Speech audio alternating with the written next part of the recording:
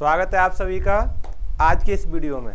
आज के सेशन में हम देखेंगे चैप्टर नंबर 3 को आप व्यू मैट्रिक्स और उसका विविध प्रश्नावली चल रही है, यानी खत्म होने वाला है। ठीक है, विविध प्रश्नावली क्वेश्चन नंबर 2, ठीक है ना। क्वेश्चन नंबर 2 को हल करेंगे। देखो क्या करना है, देखते हैं। आइए, यदि ए आप व्यू ये दिया है तो हमें सिद्ध करना ये आना है n बिलोंग्स टू n। मैंने क्या बताया था आपको इससे पहले वाले क्वेश्चन में, पहले वाले में अगर n बिलोंग्स टू n दिया है, इसका मतलब आपको समझ जाना चाहिए कि आपको गणितीय आगमन सिद्धांत से हल करना है क्वेश्चन को। गणितीय आगमन सिद्धांत से क्वेश्चन को हल करना है, तभी आसानी से क्वेश्चन हल होगा। ठीक है, गणितीय आगमन सिद्धांत के स्टेप होते हैं 3 अपने। पहला स्टेप n बराबर 1 के लिए हल करेंगे। सबसे पहला स्टेप क्या होता है, n बराबर 1 के लिए हल करेंगे। ठीक है, उसके बाद n प्लस 1 सॉरी n बराबर k इसको मानेंगे। दूसरे स्टेप में n बराबर k को क्या करेंगे, मानेंगे। ठीक है, मानेंगे। उसके बाद तीसरा स्टेप है n बराबर k प्लस 1 के लिए हल करेंगे। और k प्लस 1 के लिए हल करने के बाद लेफ्ट हैंड साइड और राइट हैंड साइड दोनों बराबर आती हैं, तो आप कह पाएंगे ये बिल्कुल सिद्ध हो चुका है। ठीक है ना, ये 3 स्टेप है। तीनों स्टेपों को चलिए देखते हैं। चलो ये लिखा रहने दो, यहाँ से देखते हैं। हमने क्वेश्चन तो हमारा ये दिया ही है, ठीक है ना, और इसको हम माना कथन Pn ये है ना, इसको लिखेंगे।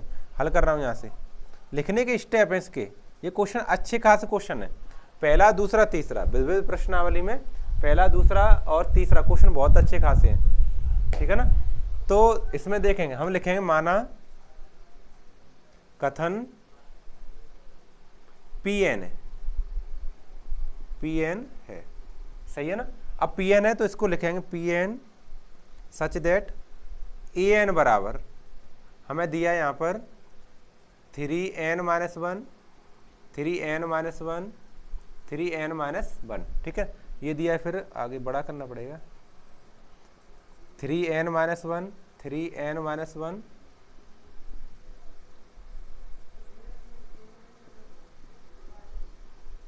ये दिया है। ठीक है, ये कथन हम इस तरह से लिखेंगे। अब पहला स्टेप है n बराबर 1 के लिए हल करेंगे। ठीक है ना, देखो n बराबर 1 के लिए, n बराबर 1 जहां भी तुम्हें n दिख रहा है उसकी जगह पे 1 लगा दो। पूरे सवाल में लगाएं तो p यहां पर लिखे है 1 सच दैट, यहां पर a की पावर 1 बराबर लगाओ। देखो मैं हल करके दिखा दूं आपको। यहाँ पे n के स्थान पर 1 लगाएंगे तो 1 में से 1 को घटाएं 0 बचेगा, यानी 3 का पावर 0 आ जाएगा, 3 की पावर 0। ऐसे यहाँ देखो 1 लगाए, 1 में से 1 गया 0 बचा, यानी 3 की पावर फिर 0। ठीक है, फिर देखो 1 में से 1 घटा 3 की पावर 0 लिखें, बिंदी में समझ लेना इसे। ये हर जगह क्या आ जाएगा, 3 की पावर 0। समझ गए ना, मैंने जल्दी जल्दी क्यों लिख दिया है, क्योंकि हर जगह आप अगर जब n का मान 1 लगाओ तो 3 की पावर 0 होता जाएगा। और किसी भी संख्या में आपको पता है, आपने उसमें नियम में पढ़ा होगा, लॉग वाले नियम में, कि 1 की पावर 0 होता है। उसका घातांक वाले नियम में, घातांक नियम पढ़ते तब पढ़ते, किसी भी संख्या की पावर अगर 0 होती है उसका मान 1 होता है। उसका मान क्या होता है, एक कितनी भी बड़ी संख्या लिखी है, अगर उसकी पावर 0 है उसका मान क्या होगा, 1 होगा। तो देखो इसमें सब में 3 की पावर 0 है, इसका मतलब सबका मान क्या हो जाएगा, 1 हो जाएगा। देखो यहाँ पर लिखेंगे a बराबर 1 1 1 1 1 1 और 1 1 1। ठीक है ना, ये अब देखो ऊपर देखो, हमें ए मैट्रिक्स क्या दी थी, 1 1 1 दिए। बताओ सत्य है कि नहीं, जो कि एक सत्य कथन है। इसको क्या लिखेंगे, जो कि एक सत्य कथन है। यहाँ लिखेंगे जो कि, कौन जो कि, ये वाला जो कथन आया, ये वाला ये सत्य है, जो कि एक सत्य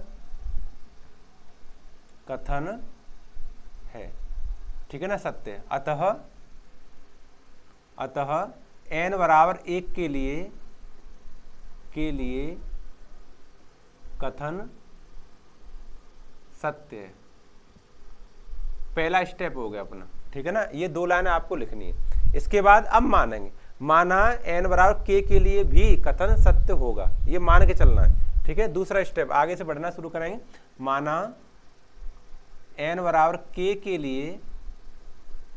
लिए भी कथन दिया गया कथन सत्य होगा, के लिए भी दिया गया कथन दिया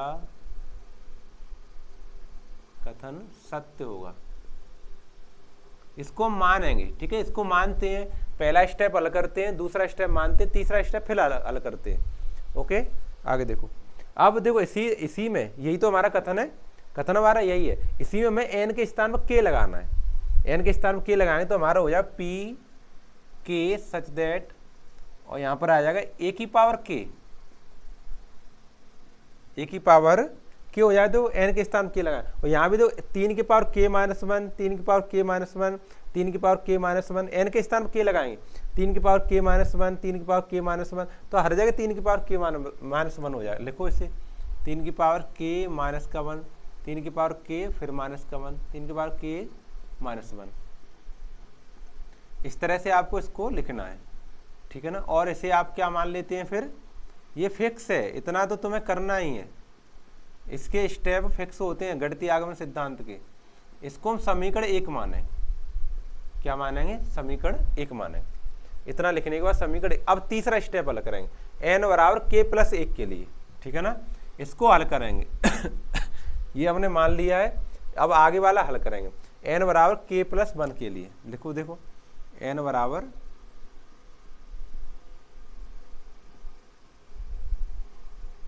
देखो ध्यान से, जब आप लगाएंगे इसे p k प्लस 1, तो लगाओ सच दैट a की पावर k प्लस 1 हो जाएगा, है ना। और यहाँ देखो, अब ध्यान से देखो, इस n के स्थान पर k प्लस 1 लगाया है, अब यहाँ लगाओ n के स्थान k प्लस 1 लगाएंगे, k प्लस 1, ध्यान सुनो हमारी बात, k प्लस 1, तो प्लस 1 से माइनस 1 हट जाएगा, माइनस 1 बगल में लिखा है ना, ये वाला जो यहाँ दिख रहा है, यहाँ ये वाला देखो माइनस 1 हट जाएगा, तो केवल k रह जाएगी।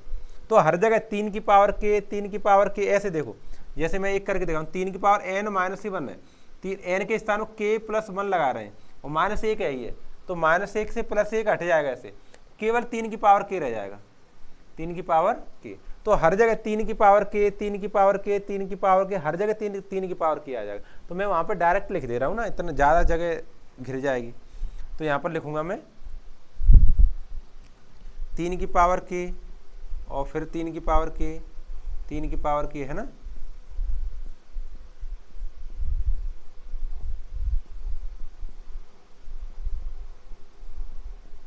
ओके, यहाँ तक ये लिख लिया।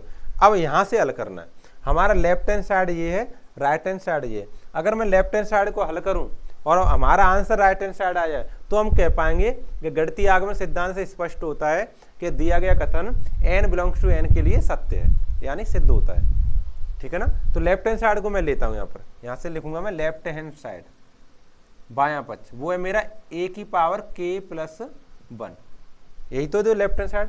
अब लेफ्ट हैंड साइड में k प्लस 1 है ना, इसको मैं लिखूंगा a की पावर k और प्लस a की पावर 1। क्यों, ऐसे क्यों लिख पाऊंगा, क्यों, गुणा करने पे घातें जुड़ती हैं, गुणा करने पे घातें जुड़ती हैं। देखो a की पावर k है और a की पावर 1 है, गुणा ही तो हो रहा है आपस में, तो गुणा करने पर आधार समान होता है तो घातें जुड़ जाती हैं, तो a की पावर k प्लस 1 हो जाएगा, k प्लस 1 हो जाएगा, ठीक है ना। इसी प्रकार से इसे लिख लेंगे हम, कैसे लिखेंगे, a की पावर k इंटू a की पावर 1, है ना। अब दोनों दोनों की वैल्यू पता है हमें, a की पावर k का मान तो ये पता है, और a की पावर 1 का मान ये पता है, ये दिया है, पता है ना।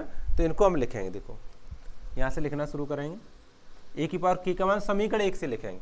समीकरण 1 क्या है, 3k माइनस 1 और 3k और फिर माइनस 1, 3k और फिर माइनस 1, ऐसे ये नीचे minus 1, 3k minus 1, 3k minus 1, 3k minus 1 और 3k माइनस 1, ये हमने a की पावर के समीकरण 1 से लिख लिया, ठीक है। और a यहाँ से जो दिया हमें मैट्रिक्स, वहाँ से लिखेंगे 1 1 1, देखो ऐसे दिया है 1 1 1 1 1 1 1 1 1, ठीक है। अब इसमें देखो मल्टीप्लाई करना है, तो मैं आपको केवल एक लाइन मल्टीप्लाई करके दिखाऊंगा, जितना आंसर आएगा वही तीनों लाइन में आंसर है। क्यों, सेम है, देखो सारी रो सेम है कि नहीं, इधर भी सेम है उधर भी सेम है, तो आंसर सेम आएगा। तो इतना मल्टीप्लाई करके जगह गिरने की आवश्यकता है। एक मैं यहाँ करके दिखा रहा हूँ रफ पेज पर, देखो हम हमेशा रो का कॉलम में मल्टीप्लाई करते हैं, तो जब मैं 3 की पावर k माइनस 1 का 1 में करूँगा, 3 की पावर k माइनस 1 हो जाएगा, 3 की पावर k माइनस 1 हो गया। फिर ऐसे अब प्लस का साइन लगाते हो आप, फिर इसका 3 के पावर k माइनस 1 का इस वाले एक में करें तो फिर 3 की पावर k माइनस 1 हो जाएगा, 3 की पावर k माइनस 1 हो जाएगा। फिर इस वाले 3 की पावर k माइनस 1 का करेंगे एक में तो फिर इतना ही हो जाएगा, प्लस लगा के 3 की पावर k माइनस 1। अब इसे आप ऐड करेंगे तो 1 2 3 सेम है ना, तीनों सेम है, तो हमारा आ जाएगा उत्तर 3 और इंटू 3 की पावर k माइनस 1 इतना आ जाएगा।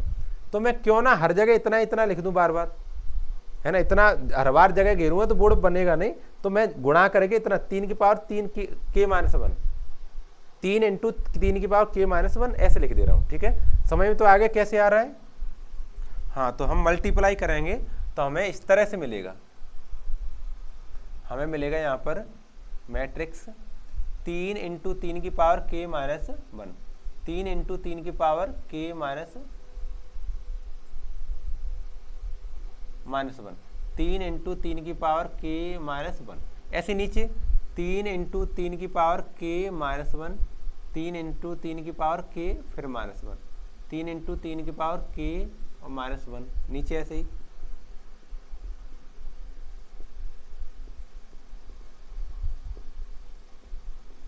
चलो ये हमने लिख लिया। अब समझो दोबारा से, मैंने आपको बताया था गुणा में अगर आधार बराबर है तो घातें जुड़ जाती हैं, जोड़ के देखो 3 इंटू 3 की पावर k माइनस 1 लिखा है तो इसकी पावर एक है कि नहीं 3 की, तो आपस में जोड़ो पावर, जो आधार तो समान है, 3 की पावर 1 प्लस k माइनस 1, सही है ना, इसकी पावर 1 इसकी पावर 1 k माइनस 1, तो माइनस 1 से प्लस 1 घट जाएगा, यानी 3 की पावर k रह जाएगा, तो इसका आंसर आएगा 3 की पावर k।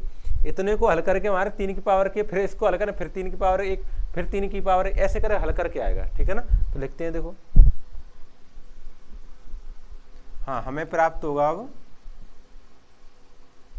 3 की पावर k, 3 की पावर k और 3 की पावर k, ऐसे हर जगह उतना ही प्राप्त होगा, इतना ही मिलेगा हमें।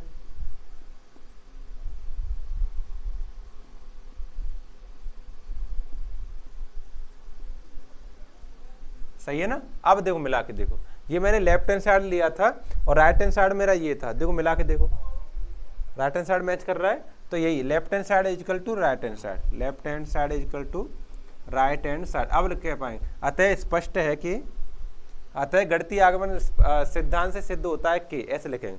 अतः ये लाइन फिक्स है, बिल्कुल अच्छे से याद करके लिखनी है, गणितीय आगमन सिद्धांत से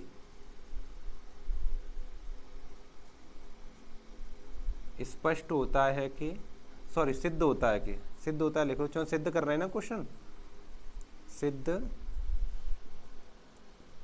होता है कि क्या कहते हैं, कथन दिया गया, कथन दिया गया, कथन n बिलोंग्स टू बड़ी n कैपिटल N के लिए सत्य है। ओके, अतः गणितीय आगमन सिद्धांत से सिद्ध होता है कि दिया गया कथन n बिलोंग्स टू n के लिए सत्य। ये लाइन आपको बाद में जरूर लिखनी 100%, ठीक है ना। ये इसके स्टेप है, मैंने आपको अच्छे से समझाया है, पहला स्टेप, दूसरा स्टेप, तीसरा स्टेप, स्क्रीनशॉट ले लो। ठीक है, तीनों स्टेप हो गए और हमारा क्वेश्चन ऐसे करके हल हो जाता है। इसी आधार पर एक और क्वेश्चन तीसरा, उसको भी कराएंगे नेक्स्ट लेक्चर में। ठीक है, पहला क्वेश्चन करा दिया, दूसरा करा दिया, तीसरा लेक्चर में तीसरा क्वेश्चन करेंगे। ठीक है, तब तक के लिए आप अपना नोट्स बनाते रहो, अध्ययन करते रहो। चलिए।